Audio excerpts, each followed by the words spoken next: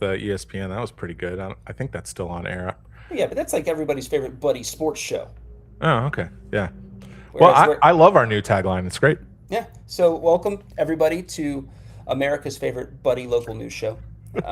We're here. We're in hats again. You may remember from days bygone that we had a hat sponsor. We have a new hat sponsor. Check it out. Do you like that logo, ladies and Yeah. gentlemen? Looks great. We'll tell you what it is after we dance. Let's do it.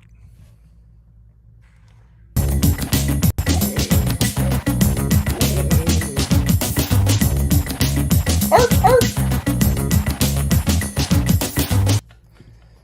My guy Paul, you have multiple liquids today. I do. I actually almost always have multiple liquids. That's what I'm talking Water, about. water and coffee. Hydration is so important in today's, you know, social and political environment. Absolutely. Hey dude, talk about the hats, man. We joined a cult. That's what my Yes. family thinks we did. Well, yeah. Well, uh, have you ever? Do you remember that Office episode where the creepy dude says like, "I joined multiple cults, some as a leader and some as a follower. The leaders get more money, but the followers have more fun."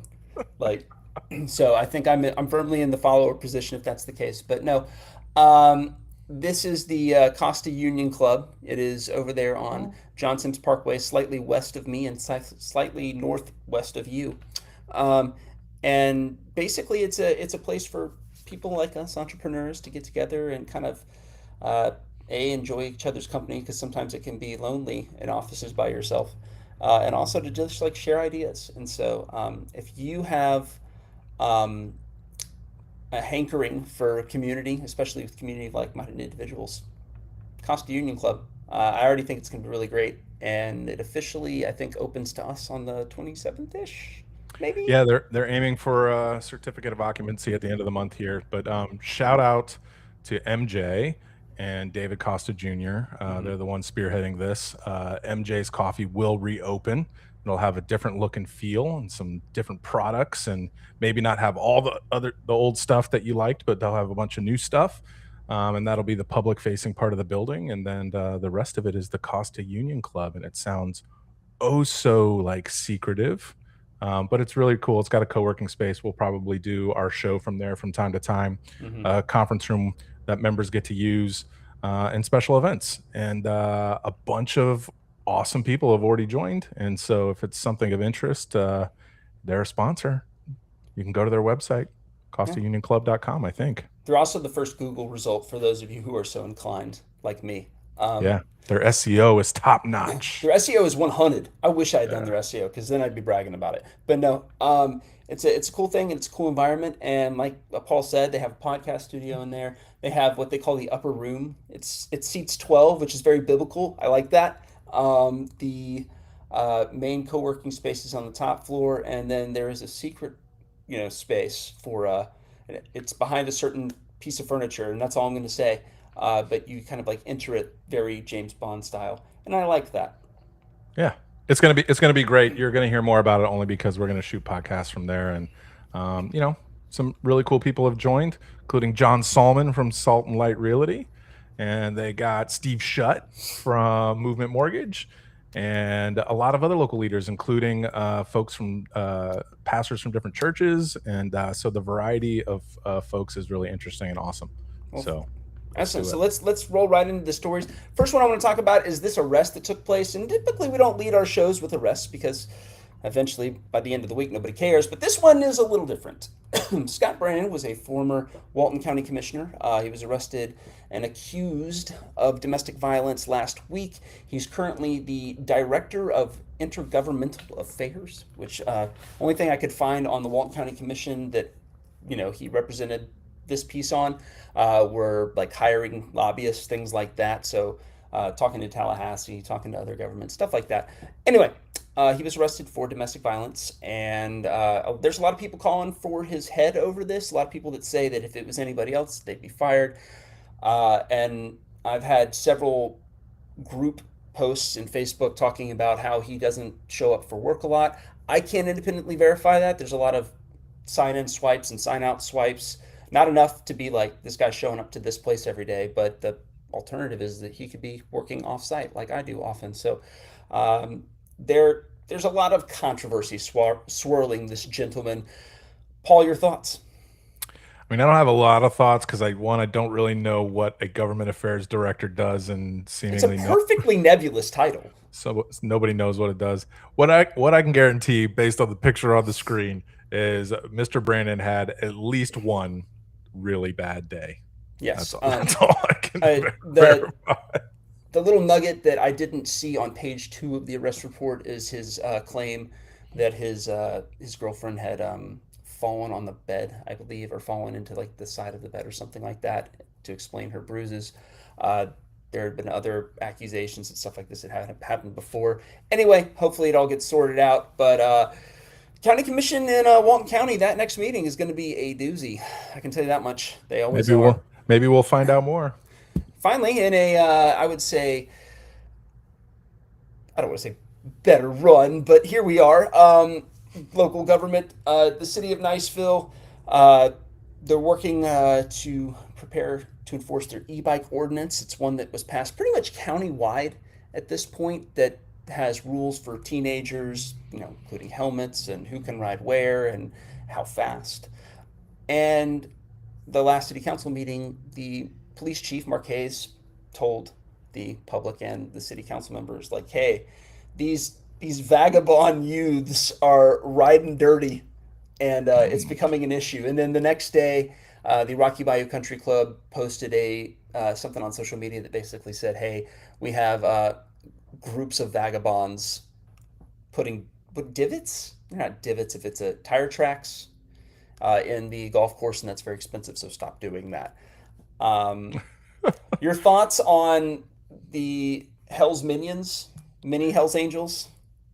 I sort of chalk this up to like my youth when like skateboarding was big, right? And like all of a sudden signs went up everywhere, no skateboarding, and then it was like, where can these kids skateboard? Blah blah blah. I definitely think these e-bikes are a bit of a safety issue, so I think policing it in some form or fashion, maybe through education primarily, and then eventually maybe some ticketing. But I really like seeing kids getting around. I really like seeing kids outside. E-bike, non-e-bike, like I'm all for it.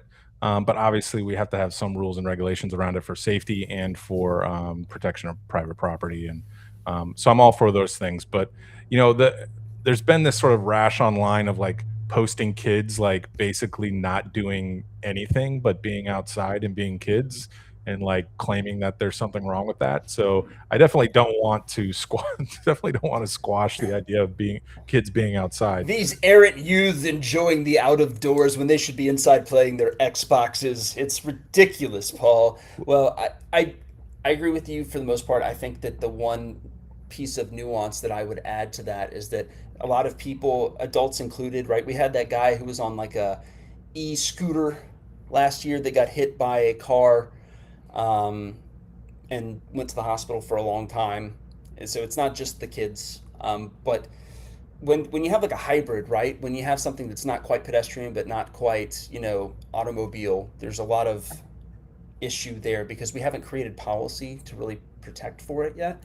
I'm interested to see if eventually the state or maybe even the city puts together some sort of like e-bike lane in certain areas where there's high traffic, stuff like that, just to kind of segregate the cars from the e-bikes from the people. Because like when I go running, right, I'll have an e-bike come up behind me, you don't really hear them, and it'll be going 20 miles an hour and blow right by you. And I have cussed very loudly in fear because of the surprise from an e-bike just blowing by me. So I get why people would be ready to enforce these ordinances with vigor. I mean, I think we also have to educate our kids and just educate people. And so, I'm all for some enforcement and some education, and some rules around this, but let's not make them so tight that kids don't want to go outside and can't do things and be kids. Because, my son right now can pull an epic wheelie on a regular bicycle. I will not get him in an e-bike anytime soon. But the fact that he can do that, I was never able to do that. So, I want my kids to be able to be outside and have a Are good our time. kids cooler than we were? Well, I mean, mine are. I don't know about yours kids. My kids are definitely cooler than me. I am pretty cool, so there's something that remains to be seen. Anyway, moving on to our next one, and probably the one that you guys are very excited to hear about. Cynthia West, is she dropping out of the school board race post Thomas Massie election? So, for those of you who may not be familiar with the national news, because frankly, who cares? The school board candidate Cynthia West, who's running for like the Niceville Valparaiso seat, um, came out and made several accusations against sitting Congressman Thomas Massie of Kentucky. Not a lot that we talk about. Not a lot of times we talk about Kentucky. But anyway, he lost his primary yesterday. I think it was unexpected. I think that there was a strong challenger, but they still expected the incumbent to prevail. Several people were chalking it up to Cynthia West's. They call it a deposition, but I don't know if I would go so far because there wasn't really, hard proof, evidence, documents, things of that nature provided. No specific allegations were made. But it kind of like when you boil it down, it basically comes to she accuses him, and I got to be very specific because I'm not trying to catch another libel lawsuit. But he gave her money, she claims was for hush money from his cows, and he says that didn't happen. Then whole bunch of stuff. Anyway, she spoke on the Laura Loomer show a couple days ago, saying essentially, "Hey, I'm thinking about getting out of my school board race because so many people are being very unkind to me, making accusations against me." So we asked her about it. Somebody sent me the video, said, "Hey, is she dropping out?" And so I texted her, say, "Hey, you dropping out?" She said, "I don't know yet. I'm praying." And we put the story out, and she commented on the story that basically she won't be bullied. A lot going on there for a school board race. Yeah, I mean, basically, that's like a weird Venn diagram of like national news and local news coming together. I think it probably all blows over, and Cynthia should probably stay in the race and just continue to be a candidate. I'm not sure this rises to any level of significant scandal, and probably a lot of the negative comments she was getting are from people outside the area who, who think politics is their religion. Yeah, I mean, this is. I don't really like to cover national politics because, like, why? Unless it has something to do with like our specific congressperson, right? Yeah. So for this to be in the school board race was just not something I could have predicted this year. There's a lot going on policy-wise at the school board right now. A lot of things that people want to talk about, but this has definitely taken precedence over policy matters here in the last week or so. Yeah, for now, but it probably blows over. I would like for it to very much. Anyway, speaking of interviews that we've done, we have spoken with Cynthia West about her candidacy. You can see everybody there in live color is somebody that we've already interviewed for the August 18th primaries. You can see Gordon Porter there in the middle. His interview's up. Mitch Reed's as well. And then Jim Bagby, I believe we finished, I want to say 2 days ago, putting up everything. It's all up there. The people in green, JD Peacock, a couple other people down there, Jerry Buckman. We have a candidate for tax collector that's going to come on this week as well. So we're slowly but surely we're getting there. And we still have about half of the candidates left to interview. People in yellow being people that we've reached out to and said, yeah, sure, but nothing specific yet. So be prepared for those. And I try to kind of condense them down into summaries of what they said because I know that you guys don't have 3 hours to watch these videos, all of them anyway. And so look for those condensed summaries. And if you have questions, always go back to the original film. There you go. Stay on top of it. Well, second to last thing, because I have a little fun chart after this, because people love charts. Isaiah Lamar Luna, one of 4 people accused of murder in the 2022 shooting of 2 men in the Oak Creek shopping plaza. I guess 3 men were shot, 2 were killed. Has been adjudicated guilty of 3rd-degree murder. He will serve at least 10 years in prison. He's already served roughly 4.5. So he could be out in 2032. Yeah. But that's one of, I believe, three or four. No, it was four that were on trial in some way, shape, or form for this shooting. You'll remember that an AK-47 style rifle was thrown into the practice fields at Niceville High School. Um, the whole thing was wild. At one point, then Niceville Police Chief David Popwell said that there was a kind of like a whole massive sting operation going on involving these guys, and that's why it was taking so long to get final adjudication. But 4 years is a long time to wait for justice.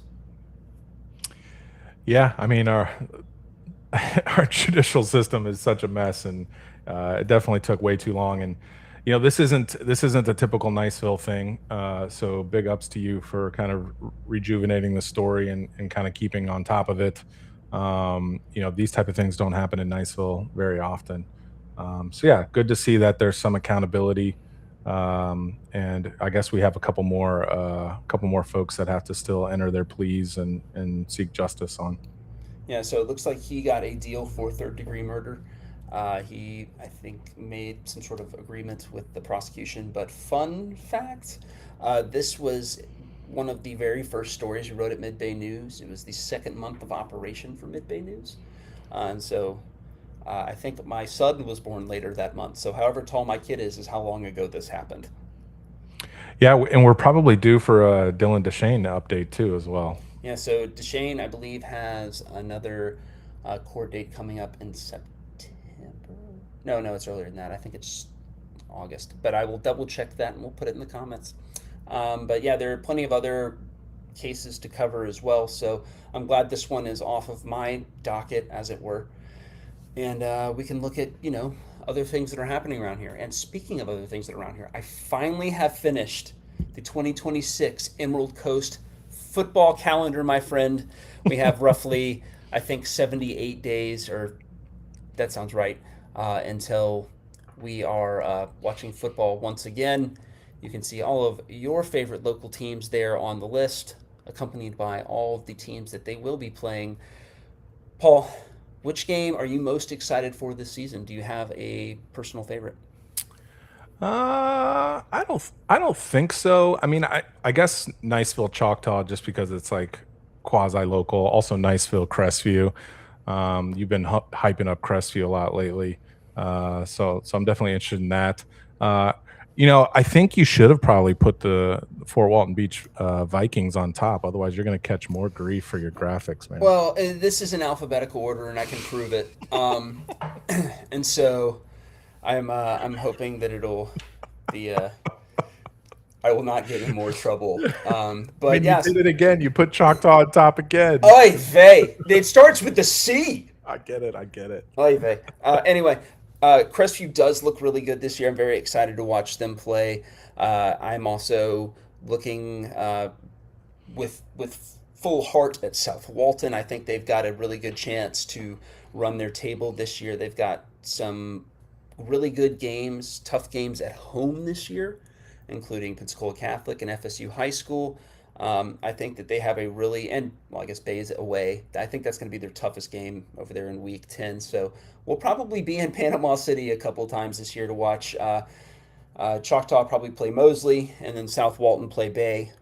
And we've gotten permission to show up and do our games there. So that's awesome. Yeah, big win for Mid-Bay News. So we're looking forward to that. It's going to be a great football season. Be on the lookout. We'll probably have a final approach to kickoff game day special for each week, where we'll tell you, hey, this is where we're going to be and here's why, and it should be a lot of fun. Congratulations to all those seniors out there that go to all of those schools on that list. Graduation week is upon us. And special shout out to my son Donovan, who's graduating from Niceville High School tonight, baby. That's what I'm talking about. I saw the chairs out. I'm like, thank goodness it's at night. It's starting to get pretty muggy out there. I wouldn't say warm, I would say muggy. I mean, I think we're going to get cloud cover, which is good, but it's definitely going to be humid, and so we'll all be sweating together. But maybe the umbrella sun covers will be limited this year. Do you think that it will be cloudy and therefore somewhat tolerable because Donovan has been living right? I don't know. As the son of a meteorologist, I try not to assign anything to the weather. but come on, man. That's what the first putting the rocks together and doing the Ouija board kind of stuff that they did in those ancient religions is all about. Yeah. Well, I mean, here's what I do know. Like the stadium is going to be packed. People are probably already saving seats somehow. So Can you imagine? There's like a group of like 10 people just like in the front row, just sitting there all day. Well, I mean, there were definitely jokes of people like sneaking in 2 nights ago and like laying out a blanket or something over some seats. And I talked to one guy at the gym today, and he was like, "I have 17 family members, and we're trying to save seats for." I'm like, Ain't I gonna think happen, bud. I think it's just going to be anarchy. I wish there was a better way to do it. I don't think anyone secretly wants to be outside for these graduations anymore. But I don't know what other choice Niceville has. Maybe We going could to the build the Carrier Dome like at Syracuse. I mean, I don't even actually think the basketball stadium at Northwest Florida State College is big enough. So, Oh, I. I That's don't why know we got where to you take hold our it. half-cent money, right, for the half-cent sales tax, and just dump it into an air-conditioned Carrier Dome. And that's what I think, anyway. But and special shout out to friend of the pod, former principal Charlie Morello, who I always call Coach Charlie Morello because He I was your don't know. coach.